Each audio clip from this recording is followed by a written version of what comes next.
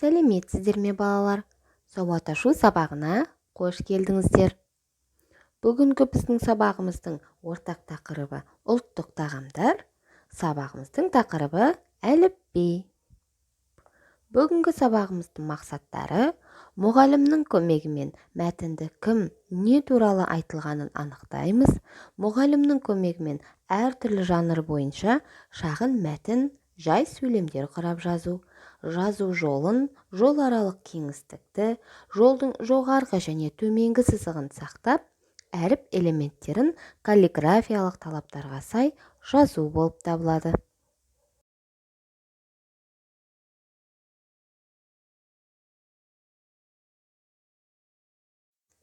Бағалау критерийлеріне мәтіннің не туралы айтылғанын анықтау білігін бағалау, әртүрлі жанр бойынша шағын мәтін мен жай сөйлем құрап жазу білігін бағалау, жазу жолын, жол аралық кеңістікті, жолдың жоғарғы, төменгі сызығын сақтап, әріп элементтерін каллиграфиялық талаптарға сай жазу білігін бағалау жатады.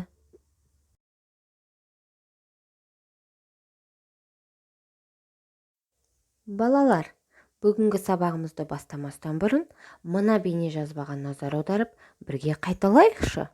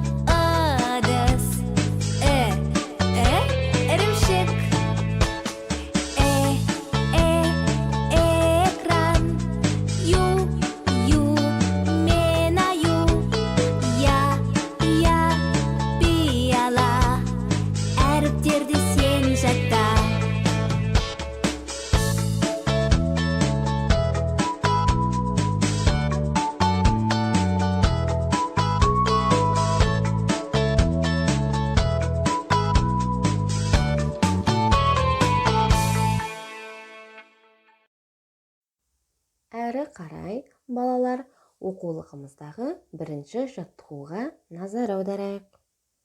Қазақ халқының ұлттық тағамдарына наурыз көжеде жатады екен. Олай болса, мәтінді түсініп оқимыз. Наурыз жыл басы. Наурыз тойының мақсаты халыққа молшылық тілеу. Сол үшін қазан наурыз көже жасайды. Наурыз көже әртүрлі дәннен жасалады. Оған бидай, тары, қамыр, су, ет, тұз, сүт сияқты 7 дәм салынады. Наурыз көжеге арнап ет, қазы сақталады. Көжеге құрт езіп, уызды да қосады. Ары қарай өз ойымызбен бөлісейік. Наурыз қандай мереке? Наурыз көже қалай жасалады? Наурыз көже сіздерге ұнай ма? Рахмет жауаптарыңа, балалар. Ал енді біз рецепт жаза аламыз ба?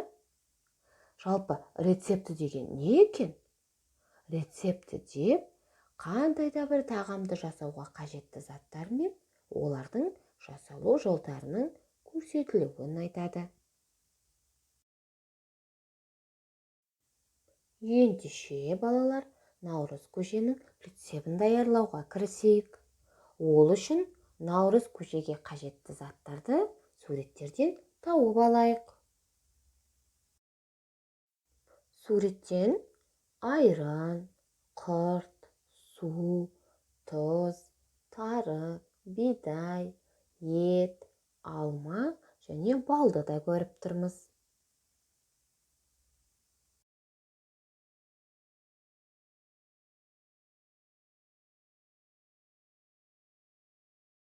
Біз тапсырма орындауда дескрипторға сүйенеміз. Суреттерді таба аламыз, рецепт жазамыз.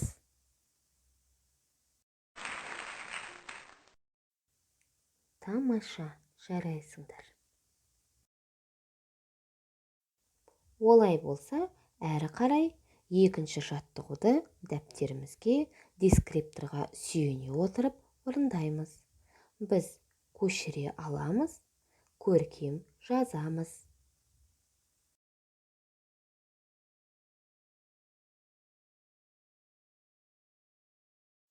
Жарайсыңдар, оқушылар. Келесі тапсырма 3-ші жаттығу. Дерек көздерден наурыз мерекесі туралы жаңа ақпарат тауып көр. Ендеше, мына бейнежазбаға назар аударайық. Қыстың аяқталып, көктемнің туар кезі. Ата-бабамыз дәл осы күні ауылды, көрші-қолаң ағайынды аралап, амандығын біліп, жыл құтты болсын айтып, наурыз тойын тойлаған. Әр үйдің қазанында ұзын сарыға деп арнайылап сақталған жылы жұмсақ асылып, наурыз көже дайындалған. Ескі дәстүрдің әдемі бір көрінісі ретінде қазір де Қазақстанның батыс аймағы көрісіп жүр. Бұл күні әсіресе жас балалар қызыққа батады. Қойын қонышы тәттіге, бауырсаққа, құрт малтаға толады. Ер адамдар бір-бірімен құшақ жайып төс түйістіре көріседі. Әйелдер де бір-бірімен құшақ жайысып көрісіп жатады. Ал жастар болса, қарияларға арнайылап барып, қолын алып, сый сияпатын ұсынады. Қарттар батасын береді. Бұл имандылық ұйыған үлкен ізеттілік пен мейірім мерекесі. Олай болса, сіз де ағайын туманы аралап, жасың құтты болсын деп көрісіп қайтыңыз. Мінекей, енді әрі қарай 4-ші жаттығуды дескрипторға сүйене отырып жүргізіп оқимыз, қатесіз көшіріп жазамыз.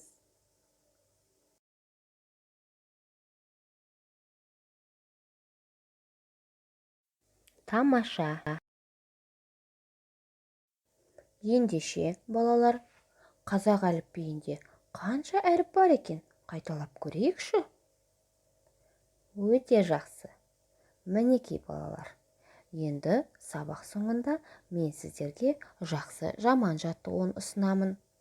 Сіздер маған бүгін жақсы, өйткені, маған бүгін жаман, өйткені деп өз ойыңызды жалғастырыңыз. Бүгінгі сабаққа қорытынды жасаймыз. Үйге тапсырма 5-ші жаттығу.